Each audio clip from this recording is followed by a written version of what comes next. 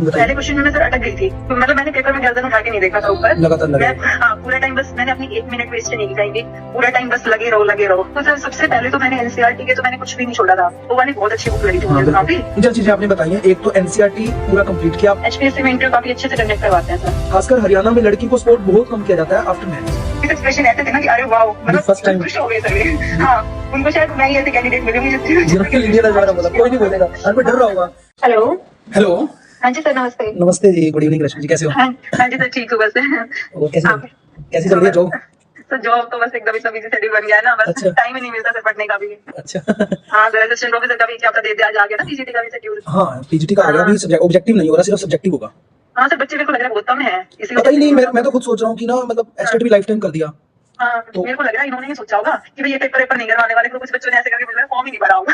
हो सकता है ऐसा होगा, नहीं तो वरना अभी इतनी जल्दी ऐसे कम कैसे हो सकते हैं? 250 बच्चे तो पास हुए हैं। मुझे लगा था 3-4 हजार हो जाएगी, क्योंकि 2016 वाली भी ऐड हो गई ना एस्टेट लाइफ टाइम में से। हाँ सर, बिल्कुल सर, बिल्कुल। या तो बच्चों ने फॉर्म ही अप्लाई नहीं किया, हाँ, यही प्रॉब्लम आ रही है। यही होगा सर, ऐसा ही। आप बताइए सर। बस बढ़िया चल रहा है हमारा भी। तो अभी मैंने लाइव सेशन लिया ही था कि पीजीटी का स्क्रीनिंग का नहीं होगा, डायरेक्ट होगा सब्जेक्टिव का। हाँ जी। तो हाँ, तो उस चक्कर में ना काफी सारे स्टूडेंट्स का मैसेज भी आ रहे हैं कि भाई रश्मि जी जो फर्स्ट रैंक आया उनका इंटरव्यू लो, ऐसा से आ रहे हैं। तो वो तो चलो हमारी पहले बात हुई मैंने थी, बता दिया सर, बस हमने प्रैक्टिस, मुझे लगता है प्रैक्टिस ही करें ना तो बहुत है। मैं समझ गया। पता क्या होता है, जो सिलेक्टेड कैंडिडेट होता है ना, जैसे आप अब हो, अब आप कॉन्फिडेंस में हो। जो सिलेक्ट नहीं हुआ ना, तो वो अंडर कॉन्फिडेंट होता है, उसको समझ नहीं आ रहा होता कि अभी एक लड़की का मैसेज आया, अभी अंबाला से है, तो वो कह रहे हैं कि मैं सब्जेक्टिव में ही रह गई थी लास्ट टाइम, कि मुझे समझ ही नहीं आया कि कहाँ से पेपर कैसा आ गया, कैसे अटेम्प्ट करूंगा ना। नेहा नाम है उनका। तो ऐसे हो रहा है, रिम्पा जी हैं, और भी बहुत सारे मैसेज आ रहे हैं। तो मैंने इनको ये तो बोल दिया कि मैंने कहा इंटरव्यू के लिए तो एक बार उन्होंने मना ही किया कि भाई ऐसे 100 रीजन होते हैं, घर के भी होते हैं, लगा लो मैरिज के बाद ना। तो फिर मैं ये सोच रहा था कुछ ना आप ऐसी गाइड कर दो। तो हाँ सर, मैं ऑडियो कॉल आपको अगर हो रहा है कुछ ऐसा तो मैं सब बता दूंगी अपना अच्छे से। तो इसमें बस ये है कि उनको ना एक गाइडेंस मिल जाएगी सब्जेक्टिव के लिए। आपको पता है सब्जेक्टिव के लिए ना कोई भी प्रिपरेशन नहीं करवाता, ना ऑनलाइन ना ऑफलाइन। कि ना क्या होता है कि कोई भी कैंडिडेट पास आउट होता है ना, तो सारे इंस्टीट्यूट आ जाते हैं कि भाई हमारे इंटरव्यू दो, हमारा इंटरव्यू, ताकि हमारी पब्लिसिटी हो, हमारे कोर्सेज ज्यादा सेल हो।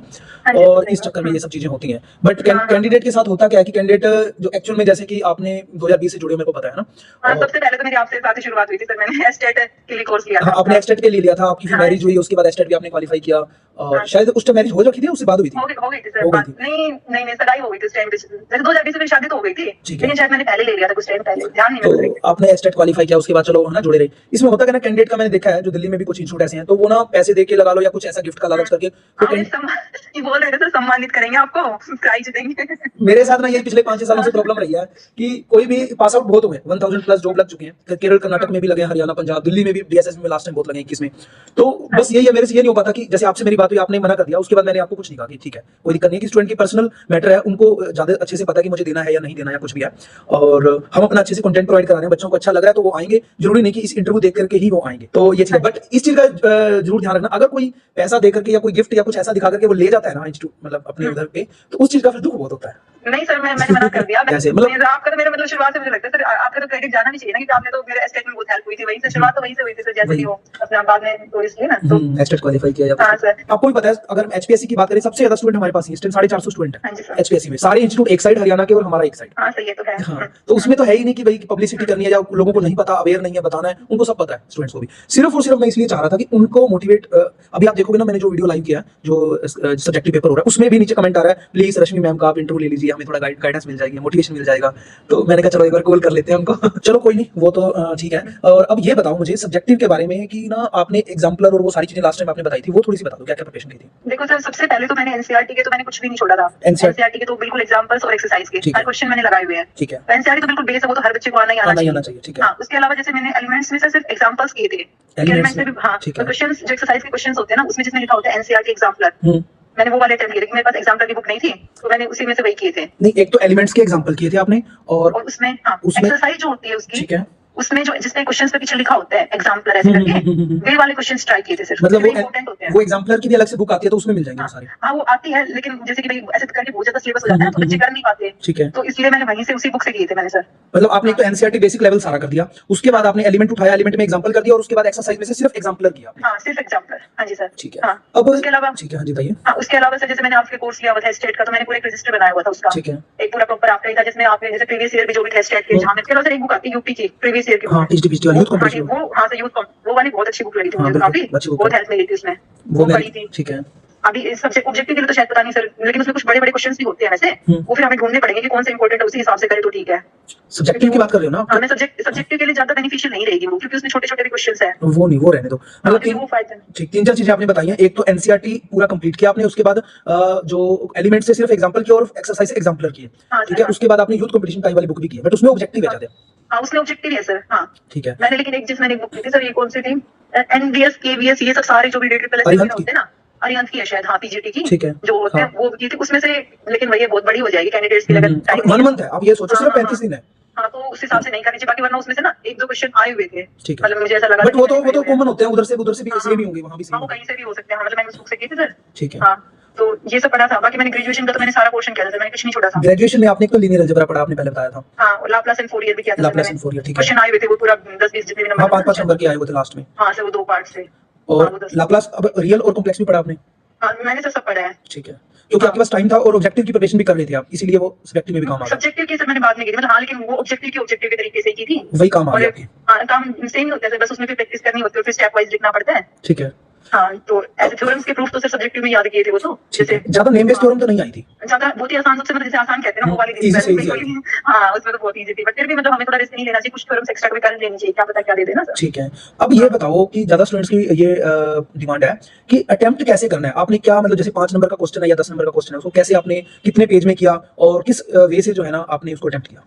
देखो सर, ऐसा कुछ नहीं है, अब मैथ्स में जितना क्वेश्चन है हमें लिखना ही पड़ेगा, उससे हम बढ़ा भी नहीं सकते हैं, क्योंकि जो आंसर है वैसे ही करना पड़ेगा। लेकिन मैंने ये कि हर स्टेप में मैंने एक्सप्लेन रीजन जरूर दे दी थी, मैंने कोई फॉर्मूला यूज कर रखे हैं तो मैंने साइड में ब्रैकेट में उस फॉर्मूले को मेंशन कर दिया। ऐसे मैंने अच्छे से, पेन भी बहुत अच्छा यूज करना चाहिए सर पेपर में, क्या होता है कि डार्क पेन यूज करना चाहिए, उससे हैंडराइटिंग ना बहुत अच्छी आती है। तो मैंने, मेरी हैंडराइटिंग काफी अच्छी रही थी पेपर में, ठीक है। तो इसलिए और अपना लिखो अच्छे से, हर चीज को आप एक्सप्लेन कर दो। जैसे पहले क्वेश्चन में मैं सर अटक गई थी, पहला जो क्वेश्चन था उसमें मैंने कहीं गलती कर दी और मैं भूल गई वो क्वेश्चन, एकदम से मेरे माइंड में आया नहीं, तो मैंने क्या किया, उस क्वेश्चन को स्किप किया उस टाइम पे, और फिर मैं आगे बढ़ गई, और फिर लास्ट में ऐसा फ्लो बन गया कि बाद में मुझे वो क्वेश्चन भी आ गया, मैंने बाद में किया क्वेश्चन ऐसे तो अटेम्प्ट कर ही सकते हैं, पहले सेकंड कर लो, फिफ्थ कर लो, कोई भी कर लो, उसमें कोई दिक्कत नहीं है सर, उसमें कोई दिक्कत। ठीक है। और शीट कोई एक्स्ट्रा तो नहीं मिलती, उसमें हो जाता है? वो सर मोर देन इनफ रहती है, मतलब बहुत ज्यादा है, वो बच गई थी काफी सीट्स मेरी। ठीक है। अब उसमें ठीक है, अब उसमें ये बताओ कि जैसे मान लीजिए वो आया हुआ था ना, कोफिशिएंट निकालना था, बाइनोमियल का क्वेश्चन आया हुआ था, कोफिशिएंट निकालना था उसका। हां सर, आया तो हुआ था, तो पूरा प्रॉपर आपने सोल्व किया, जैसे 11th 12th में बच्चे सोल्व करते हैं, हम पढ़ाते हैं स्कूल्स के अंदर। हां सर, बिल्कुल, क्योंकि वो तो फिर 10 मार्क्स का था ना शायद, ऐसा कुछ था क्वेश्चन। हां, तो सर पूरा जितना आप एक्सप्लेन कर सकते हो ना उतना अच्छे से ही करो, लेकिन भैया बस स्पीड बनानी पड़ेगी पहले से ही। ठीक है, पहले से प्रैक्टिस करनी पड़ेगी। हां, प्रैक्टिस करनी पड़ेगी, और पेपर में भी मैंने सर पेपर में 3 घंटे 2.5 घंटे, जितने 2.5 घंटे था ना शायद, 3 घंटे 3 का, तो मतलब मैंने पेपर में गर्दन उठा के नहीं देखा था ऊपर, लगातार लगे। हां, पूरा टाइम बस मैंने अपनी 1 मिनट वेस्ट नहीं की कहीं भी, पूरा टाइम बस लगे रहो, तो इस तरीके से करना पड़ा था सर। और एक चीज ये बताओ, कुछ क्वेश्चन ऐसे भी थे जो प्रॉपर आंसर नहीं निकल पाए और बीच में रह गए? नहीं सर, मेरा ऐसा कोई क्वेश्चन नहीं था, और लगातार निकलते गए, फ्लो बन गया। हां, बस वो फर्स्ट वाले में गलती हुई थी ना सर, उसके अलावा फिर मैंने पहले करती गई जो मेरे को आते थे वो क्वेश्चंस, और फिर जैसे 3 जैसे ऑप्शनल में भी चले गए थे। ठीक है। क्वेश्चन में भी 2 क्वेश्चंस तो कंप्लीट नहीं थे, मेरे को ऐसा ध्यान आ रहा है, गलतियां थी ना पेपर में कुछ तो सर। हां, कुछ तो था। हां, कुछ थी गलतियां पेपर में। ठीक है। अच्छा, अब ये बताओ कि कितने 18 क्वेश्चन थे, 15 करने थे आपको? हां जी। तो आपने कितने अटेम्प्ट किए उसमें? मैंने 15 किए थे। ठीक है। अभी तो 140 आने वाले हैं सर, ऐसे थोड़ी ना। वही तो, मतलब पता क्या, 150 में से 147 बनने मतलब बहुत बड़ी बात है सर, मेरे 1.5 तो आते। अच्छा। अगर मैं बता रही, मैंने लास्ट स्टेप में मैंने 11 में से 6 घटा के मैंने 9 कर दिया, ऐसे कुछ कर दिया मतलब। अच्छा। एक लास्ट स्टेप में छोटी सी मिस्टेक थी, उसके उन्होंने 3 नंबर काट लिए। ठीक है। हाँ जी सर, इसलिए। ठीक है, चलो, और कोई आप अपनी तरफ से ऐड करना है? वैसे तो मैंने काफी सारे क्वेश्चन पूछ लिए हैं स्टूडेंट की तरफ से, कुछ और आप अपनी तरफ से ऐड करना चाहते हो तो क्या? सर बस मेरे को यही लगता है, जैसे बस अपना जब भी मैथ्स अपना क्वेश्चन सोल्व करो ना, तो पेन और पेपर लेके बैठना चाहिए, और लिखो चीजों को, मतलब कि ऐसे नहीं बस ये ऐसे हो जाएगा, स्टेप सभी को आते हैं, लेकिन हम अगर पहले से ही प्रैक्टिस कर लेंगे ना तो एग्जाम टाइम में दिक्कत नहीं आएगी सर।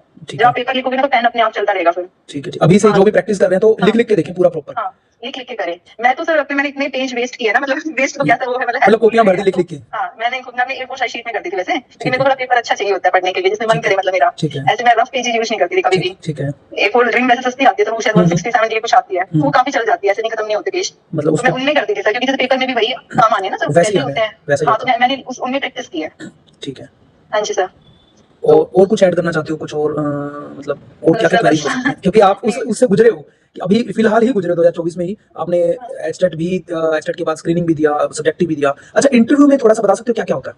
इंटरव्यू से तो मुझे पता है सर, बहुत डर लगता था इंटरव्यू से, क्योंकि मैंने यूपी का पीजीटी का इंटरव्यू दिया था, तो मेरा बहुत ही मतलब अच्छा एक्सपीरियंस नहीं रहा था, तो मेरे को उससे थोड़ा फोबिया सा हो गया था कि इंटरव्यू में तो पता नहीं क्या पूछ लेंगे, ऐसे हो गया था। लेकिन सर मैंने घर पे, मतलब मेरी फैमिली थोड़ी काफी हेल्पफुल है, तो हस्बैंड और जो मेरे फादर इन उन्होंने मेरी प्रैक्टिस करवा दी थी 2-4 बार इस चीज की, कैसे एंट्री करनी है, अभी खुद मेरे से क्वेश्चंस पूछते थे, तो ऐसा भी हुआ है, तो उससे मतलब कॉन्फिडेंस बिल्डअप हो गया था। और बाकी HPSC में इंटरव्यू काफी अच्छे से कंडक्ट करवाते हैं सर, तो कोई दिक्कत नहीं आती। मतलब उसमें इंग्लिश में बोलना था, हिंदी में था, कैसा वो कंफर्टेबल हो रहा था? ऐसा कुछ नहीं है सर, कुछ नहीं है, जो आपको लैंग्वेज अच्छी लगे ना, जिससे आप कंफर्टेबल हो वो यूज करो। मैं हिंदी में कंफर्टेबल थी तो मैंने हिंदी बोली थी। क्या उन्होंने क्वेश्चन सब्जेक्ट रिलेटेड पूछे थे या वैसे फैमिली रिलेटेड या क्या पूछा था?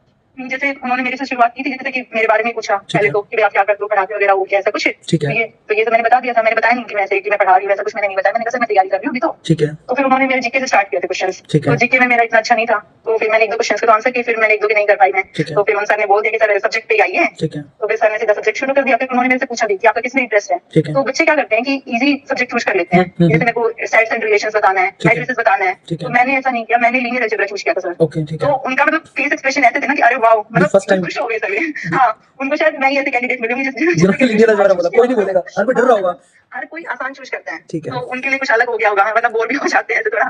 तो इसलिए तो फिर उन्होंने क्वेश्चंस पूछे, उसमें मैंने अच्छे से अपना करके गई थी, मैं तैयार भी करके गई थी। क्या आइडिया, क्या क्या क्वेश्चन किस पे? जैसे मेरे से फील्ड के बारे में पूछा था, फील्ड क्या होता है, फील्ड को फील्ड क्यों बोलते हैं, ये पूछा था।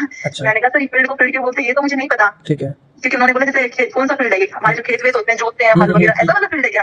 मैंने कहा नहीं सर ये तो मैथ्स का फील्ड है। तो बोले तो इसको फील्ड क्यों रखा है इसका नाम? मैंने कहा सर नहीं पता। तो बोले कि इसमें ना सभी ऑपरेशंस लगते हैं, जैसे एडिशन मल्टीप्लिकेशन, हम कोई भी इसमें ऑपरेशन लगा देते हैं, तो ऐसे हम फील्ड पे भी कोई भी खेती कर सकते हैं ना, तो इसलिए इसका नाम फील्ड पड़ा है। हाँ सर, और मतलब डायमेंशन के बारे में पूछा, बेसिस वगैरह, इंडिपेंडेंट, डिपेंडेंट। ठीक है। हाँ सर, काफी क्वेश्चंस पूछे थे इससे रिलेटेड तो मेरे से। ठीक, मतलब कॉन्सेप्चुअल था, अगर कुछ नहीं आता तो जेन्युइन अपना ऑनेस्ट आंसर दो कि नहीं समझ में आ रहा या नहीं, मतलब कुछ ऐसा नहीं था। हाँ सर, कोई दिक्कत नहीं है, वे ना सिर्फ आपका कॉन्फिडेंस चेक करते हैं। मैंने देखा कि जब मैं आंसर करने लग रही थी ना, तो एक टीचर मेरे को ऊपर से नीचे तक देख रहा था कि मेरे हाथ के मूवमेंट कैसे हैं, शिवरिंग तो नहीं हो रही, कभी याद लगा लो, अंडर कॉन्फिडेंस उस टाइप से। बिल्कुल सर, बस अपना अच्छे से अपनी चीज को अपने एक्सप्लेन करो, जो भी अगर नहीं आता तो आप सॉरी सर बोल दो, कोई दिक्कत नहीं सर। मतलब वो ये चेक कर रहे थे कि आज नहीं तो कल मैथ्स तो आ ही जाएगा और पढ़ा ही लेंगे, कि ये पढ़ाने में भी कितने कॉन्फिडेंस है या नहीं है, मतलब उस टाइप से वो चेक कर रहे थे ज्यादा। इंटरव्यू से ज्यादा नॉलेज चेक नहीं करते, कॉन्फिडेंस ही देखते हैं, क्योंकि कैंडिडेट अगर यहाँ तक पहुंचा है तो नॉलेज तो है, तभी यहाँ तक पहुंचा है। बिल्कुल, ठीक है। हाँ जी, वो यही चेक कर रहे हैं कि वो जिम्मेवारी से काम को संभालेगा या नहीं संभालेगा कल को जाकर। हाँ जी सर, बिल्कुल। कई बच्चे कांपने भी लग जाते हैं ना, हाथ ऐसे हो जाते हैं, तो ये सब चीजें नोट करते हैं वो आगे जाके फिर वो टीचिंग को मतलब उस रिस्पांसिबिलिटी को संभाल नहीं पाएगा, वही चेक कर रहे होते हैं वो। हाँ जी सर। कुछ लोग तुक्के से भी चले जाते हैं, वो भी पता चल जाता है। सब्जेक्टिव में सर तुक्के से तो नहीं जाएंगे, ऑब्जेक्टिव। हाँ, सब्जेक्टिव में तो नहीं, तुक्के से नहीं जा सकते, सही बात है। हाँ जी सर। ठीक है, ओवरऑल आपका यही है कि सब्जेक्टिव ऑब्जेक्टिव तो चलो इस बार होना ही नहीं है, तो डायरेक्ट बच्चों को वैसे तो चांस, गोल्डन चांस ये डायरेक्ट सब्जेक्टिव हो रहा है। हाँ जी सर, बिल्कुल। और देखते हैं फिर, ठीक है, बस बाकी तो यही है कि इन सब बुक्स इतना ही हो पाएगा इतने टाइम में तो, और टाइम भी कम है ना, क्योंकि 1 मंथ ही है, 35 डेज ही है। 22 सितंबर को एग्जाम हो रहा है और नवंबर को तो इंटरव्यू भी है। जल्दी करवा लेंगे। हाँ सर। हाँ, तो इसीलिए ठीक है। और कुछ ऐड करना चाहते हो? नहीं सर, बस और तो कुछ नहीं है, तो बस अब जो भी कैंडिडेट है उसे ही हार्ड वर्क करना पड़ेगा सर, बस। कुछ मोटिवेशन के लिए बोलना चाहते हो तो उनको थोड़ा सा कि भाई सर, जैसे मैं तो खुद से मोटिवेट रहती थी, क्योंकि मुझे पता था कि मेरे पास कोई ऑप्शन है नहीं, मुझे ये अपॉर्चुनिटी मिली है, मुझे मिस नहीं करनी है। ठीक है। तो मेरे को जितना टाइम मिलता था मैं अपना स्टडी करती थी। ठीक है। मेरी बेटी भी छोटी है, अभी 1.5 साल की भी नहीं हुई है पूरी अभी। ठीक है। तो वो भी छोटी थी उस टाइम पे, तो हाँ, तो बट फिर भी सर अपनी तरफ से टाइम निकाला और आज सब अच्छा हो गया। ये बड़ी बात है, क्योंकि ना ज्यादातर कैंडिडेट अपने पास जो भी है ना, वो सारे के सारे मैरिड कपल ही हैं, और उनको ये प्रॉब्लम आती है, उनके बेबी होते हैं, छोटा होता है, कुछ को क्या प्रॉब्लम होती है, तो किसी के 2 होते हैं, किसी का 1 होता है, मतलब वो कहते हैं कि घर को भी संभालना है और पढ़ना भी है, बच्चे को भी संभालना है। तो हाँ जी सर, बिल्कुल। तो उसमें वो बार-बार यही बोलते हैं मेरे को कॉल करके, सर मोटिवेट कैसे रहें, बताओ कैसे करें। तो आप मतलब जैसे आप कह रहे थे फैमिली काफी सपोर्टिव है, तो आपको टाइम दिन में मिल जाता होगा फिर तो, मतलब पढ़ाई के लिए ना? हाँ, टाइम मिल जाता था सर, और बाकी मैं बाहर की एक्स्ट्रा चीजें फैमिली मतलब अवॉइड भी करती थी, जैसे बाहर की कोई भी रिलेटिव वगैरह कोशिश करते थे। फंक्शन तो मैंने बहुत सारे मिस किए सर। शादी के बाद में 4 साल हो गए शादी को, मैं शायद ही कोई जो जरूरी फंक्शन है ना वही अटेंड किया मैंने, वरना शादियां हो गई, और भी बहुत सारे प्रोग्राम्स मिस किए हैं।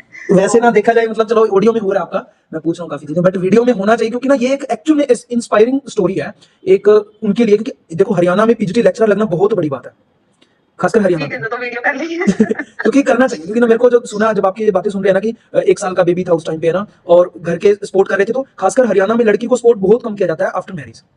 हाँ जी सर, बिल्कुल नहीं किया जाता। पढ़ने के लिए और पढ़ने के बाद जॉब लगने तक का सपोर्ट जो है ना, बहुत बड़ा सपोर्ट सैक्रिफाइस होता है घर वालों का। और आपने जो किया कि फंक्शन छोड़े आपने, फैमिलीज आपसे कम मिलती थी, और वो काफी चीजें हैं, स्ट्रगल है। हाँ सर, मैं तो हम कहीं बाहर घूमना कहीं बाहर नहीं जाते कहीं भी, मतलब यूं था कि एग्जाम पे अभी असिस्टेंट प्रोफेसर की रोल कोशिश कर रहे कि भैया बस ये लास्ट ऑप्शन है, अपना ये ट्राई कर लेते हैं एक बार इसके लिए। ठीक है सर। और असिस्टेंट प्रोफेसर का जो लास्ट ईयर का एग्जाम है ना, मैंने टेलीग्राम में डाल दिया था, और उसमें ना कुछ क्वेश्चन के आंसर गलत है आंसर की में।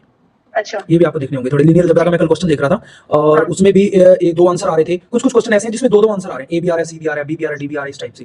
ठीक है सर, मैं और एक उसका ऑर्डिनरी डिफरेंशियल इक्वेशन का भी क्वेश्चन है, उसमें भी है एक। एक और क्वेश्चन मैंने देखा था कॉम्प्लेक्स का भी, उसमें भी आंसर है, रूम है ना। उसमें से कुछ लेक्चर मेरे देख लिया करो, जो अभी लेटेस्ट डाल रहा हूँ ना, चाहे वो लीनियर के हैं, चाहे ओडीपीडी के हैं, कॉम्प्लेक्स के हैं, उससे थोड़ी हेल्प मिलती है। कि स्टूडेंट बोलता है ना कि मेरी मैरिज होगी सर मैं कैसे पढ़ूं, मेरे बच्चा हो गया सर मैं कैसे पढ़ूं, तो ऐसे ऐसे बोलते हैं, तो उनको पता लगेगा कि हाँ जी हमारे बीच में से कोई उठ के इन सब जो है ना जो ऑब्स्टेकल्स हैं, इन सबको पार करके ही कोई अगर फर्स्ट रैंक ले सकता है तो हम जॉब लग सकते हैं। काफी लोगों का भला हो जाएगा। काफी इंस्पायरिंग है, बहुत बढ़िया आपका ना। मैंने हम 5 बहन भाई है, हम 4 बहनें, चारों जॉब लगे, भाई भी लग गया अभी। अच्छा, बहन भी है, तो 5 ही लग रहे हैं। बहुत बढ़िया, बहुत बढ़िया, कांग्रेचुलेशन। आपने बताया था आपके फादर ने बहुत मुश्किल से आपको पढ़ाया है और उस टाइम स्ट्रगल काफी था। वो बहुत सारी चीजें मेरे मन में भी आती रहती हैं कि वो है ना कि वो शेयर हो जाए ना तो काफी लोग उससे इंस्पायर होते हैं। फिर हम लोग भी किसी ना किसी से इंस्पायर होकर इस मुकाम तक पहुंचे हैं और ऐसे हमारा फर्ज भी बनता है कि उसको दोबारा कंट्रीब्यूट किया जाए, उस सोसाइटी को दोबारा कुछ दिया जाए अगर हम कुछ बन के निकले तो वहां से। हाँ जी सर, ठीक है। हाँ, चलो बहुत बहुत आपको कांग्रेचुलेशन और all the very best for assistant professor. हम यही दुआ करते हैं और कामना करते हैं कि आप जल्दी से जल्दी असिस्टेंट प्रोफेसर की जो है ना जॉब लें और इस एक पोस्ट को खाली करें ताकि और लोग ये वाली पोस्ट लें। ठीक है सर। Okay, thank you. हाँ जी, ओके सर। ओके।